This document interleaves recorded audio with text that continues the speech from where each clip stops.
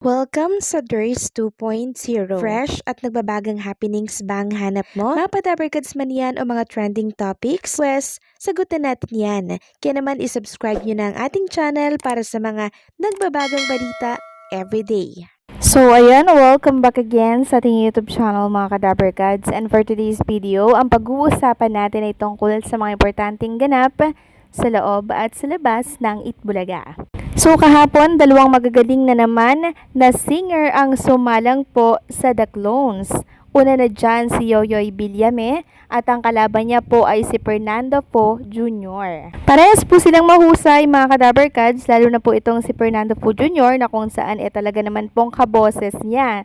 Ganon din po si Yoyoy Villame. Pero syempre, ang nanalo pa rin po ay itong si Yoyoy Villame kasi si Yoyoy Villame daw po is singer talaga. While itong si Fernando Po Jr., hindi naman daw siya singer, mga kadabarkads. Sabi nga dito ng isang netizen, congrats na rin kay FPJ, malayo-layo din ang kanyang narating sa competition. Tama rin lang ang naging desisyon ng mga hurado, hindi naman talaga kasi singer si FPJ at baka maging issue pa kung nanalo pa siya. Kung ka-boys lang ang pagbabasehan, kuhang-kuha niya si FPJ. Pero singing competition kasi ito at singer clone artist lang ang dapat talaga maaaring manalo. So yun po yung dahilan mga kadabarkads kaya si Yoyoy Villame po ang nanalo kahapon at hindi po si FPJ or si Fernando Po Jr. Kasi singing competition nga naman ito. Labanan po ng mga magagaling na singer na kung saan ay ginagaya po ng ating mga clones. Pero ganun pa man, congratulations pa rin kay Fernando Po Jr. and syempre sa nagwagi kahapon na si Yoyoy Villame. Samantalang pag-usapan naman natin etong kinaaliwan po ng marami. Walang iba kundi po ang bagong format ng GB5 na kung saan ang mga naglalaro doon ay panibago na naman po, no?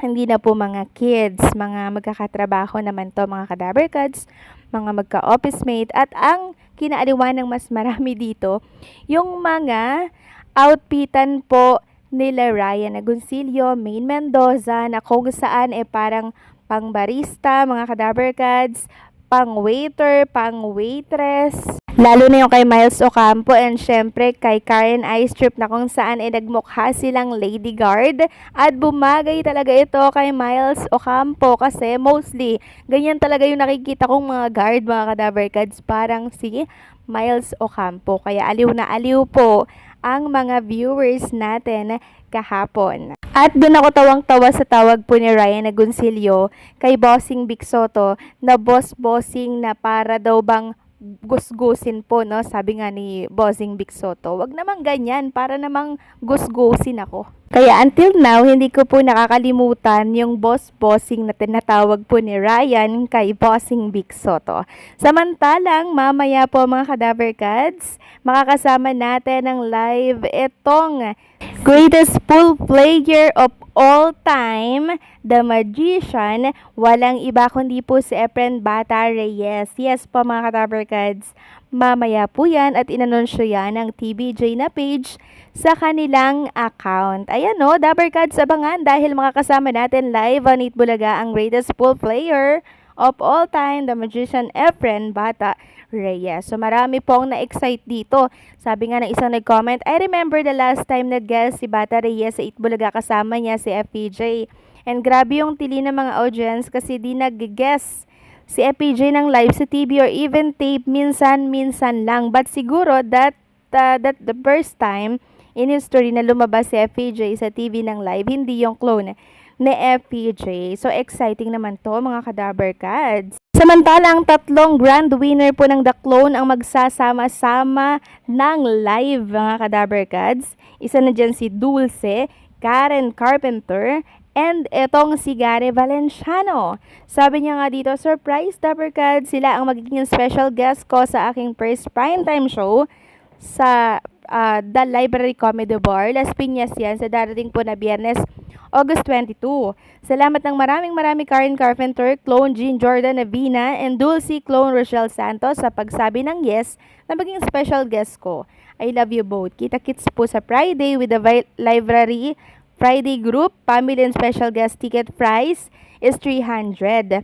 Door open 9 p.m. and prime time show will start at around 11 or 11:30 p.m. Kaya sa mga Dabber Kids natin na gusto po silang makita, 300 pesos lamang po yung ticket. Makakabanding nyo na po itong si Dulce, Karen Carpenter, and Gary Valenciano. Samantalang dalawang Dabber Kids or dalawang Itbulaga hosts ang viral ngayon at pinag-uusapan sa lahat ng social media platform. Yes po mga ka-Dabber Kids, ito ay nag-ugat sa inilabas po na podcast ng TBJ or ng Itbulaga, yung ginawa pong pag-amin ni Maine Mendoza na kung saan na in love daw talaga siya kay Alden. Pero hindi naman daw pala nanligaw nga itong si Alden Richards. Sabi nga dito, na-inlove ako sa kanya sa tamang panahon. Podcast inamin mismo ni Maine Mendoza na na-inlove siya noon sa on-screen love team niya na si Alden Richards at inamin niya ito sa aktor. Sabi po ni Maine Mendoza, na-inlove ako sa kanya, hindi siya nanligaw, walang ganon. Alam din niya, very vocal ako sa lahat ng tao, pati kay Alden mismo. Tinanong ko siya ang straightforward ko naman na tao, sabihin mo na sa akin, ano bang nararamdaman mo? Ang sabi lang niya, hindi ko pwedeng sabihin sa'yo kasi mawawala yung magic. At dahil nga po dyan mga ka-Dabber Kids, trending po sila ngayon nationwide. Grabe. Trending in the Philippines. So, si Alden trending 7,058 na posts. And syempre, si Maine Mendoza trending din. 31.1k na post. Grabe, no? Ang dami po talagang nagulantang dito sa inilabas na podcast ng Itbulaga. Samantalang congratulations naman sa dalawang Dabber Kids natin. Atasha and Andres Mulak are this year's recipient of the German Moreno Youth Achievement Award at the 73rd FAMAS Awards. Congratulations kay Atasha Mulak. Samantalang sa isang Dabber Kids naman natin, anak po ito ni Ma'am Ruby Rodriguez. Grabe, humahagulhol po siya sa loob ng car. Ito po kasi yung eksena. Watch your Pre-Care Friday with my mom and little brother. Yes, I still am crying. Umiiyak po siya. I could not stop crying. Tinag niya po si Ma'am Ruby Rodriguez and I bawled our eyes out. Ayan o, mahagulhol po siya mga ka-Dabber Kids. So, siguro po, naglulukuhan sila, di ba? So, dahil nga dito, na-miss natin si Ma'am Ruby Rodriguez dito po sa Itbulaga. Kung pwede lang nating ibalik ang nakaraan, di ba? Para nang sa ganun ay makasama natin siya ulit sa Itbulaga. Pero, ang dami na po nangyari mga ka-Dabber Kids Ang dami nang lumipas, ang dami nang nangyari. At mas okay na po ang katayuan ni Ma'am Ruby Rodriguez dyan po sa ibang bansa. Maganda po ang kanyang trabaho dyan. Kaya hindi na nun mas pipiliin pa na bumalik dito sa Pilipinas na kung saan hindi naman din po ganun kalakihan ang sahod. Pwede siguro mag-guesting na lamang siya sa Itbulaga, 'di ba? Pag may time po siya, yun siguro po pwede po 'yun. Pero yung babalik talaga sa Itbulaga, mukhang malabong mangyari 'yun mga ka-Dabber Kids. So anong sa inyo dito mga ka-Dabber Kids? Payag ba kayong bumalik siya or hindi na lang, no? Please comment down below.